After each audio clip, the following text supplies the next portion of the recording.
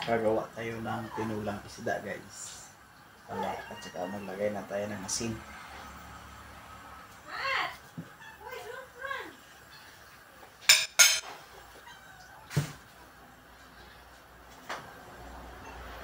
Pinapakulo pa natin yung tubig para bigo.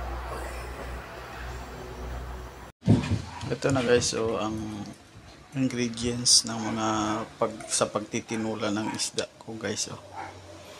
Yan, ilalagay ko yan. Pati yan, pinapakuluan ko. Ito yung isda. Tsaka itong talbos ng kamote. Yan, masarap yan guys. Ganyang ulam lang guys, panalo na yan. So, yummy. Ito na guys, nalagay ko na yung isda. Ayan na siya guys. Kumukulo-kulo na. Lapit ko na ilagay ang gulay. Kaya, guys, tikman natin kung sakto na ba ang lasa.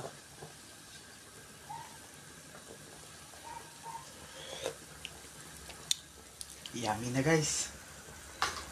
Kaya ilagay na natin to. Onion lips.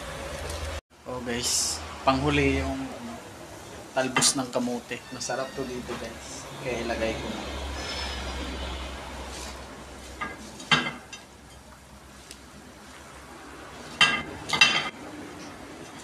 Oh, ayan na guys. Luto na yung tinula natin na isda guys.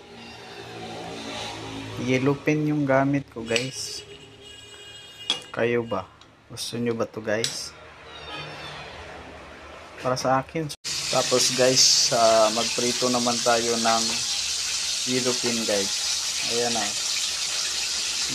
Kung may sabaw tayo, dapat may din yung walang sabaw. Kaya yan. Yummy yummy. Ito na guys, ang ulam namin. Simpleng ulam sa probinsya. Panalo na. Ganun lang ba guys, oh. Simpleng buhay. Masaya na ako dito. Guys, kain na tayo guys. Yummy yummy. Yan na siya guys, oh.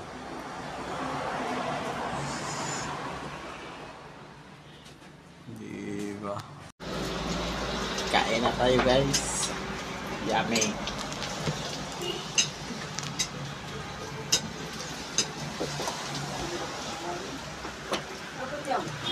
Sarap.